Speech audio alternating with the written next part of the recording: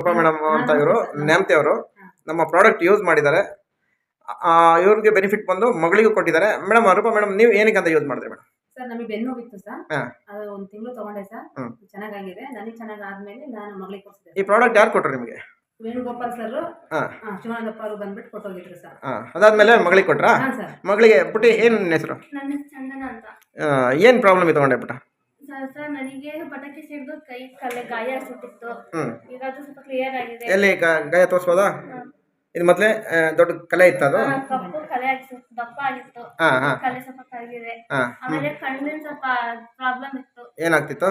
ಕಣ್ಣಲ್ಲಿ ಸ್ವಲ್ಪ ಅದು ಕಾಣ್ತಿದ್ದು ಇದು ಹಾ ಸ್ವಲ್ಪ ಕಣ್ಣು ಸ್ವಲ್ಪ ಕ್ಲಿಯರ್ ಆಗಿ ಕಾಣ್ತಾ ಇದ್ದಿಲ್ಲ. ಹಾ ಹಾ ಹಾ. ಅದು ಈಗ ಕ್ಲಿಯರ್ ಸ್ವಲ್ಪ ಕಾಣ್ತಾ ಇದೆ. ಆಮೇಲೆ ಸ್ವಲ್ಪ ಬಾಯಿ ತೊದಲಿಸ್ತಾ ಇದ್ದೆ. ಮಾತಾಡುವಾಗ ತುಂಬಾ ತೊದಲಿಸ್ತಿತ್ತಾ? ತೊದಲಿಸ್ತಾ ಇತ್ತು. ಇವಾಗ ಜಾಸ್ತಿ ತೊದಲಿಸಲ್ಲ. ಹಾ ಕ್ಲಿಯರ್ ಆಗ್ತಾ ಇದೆ. ಕ್ಲಿಯರ್ ಆಗ್ತಾ ಇದೆ.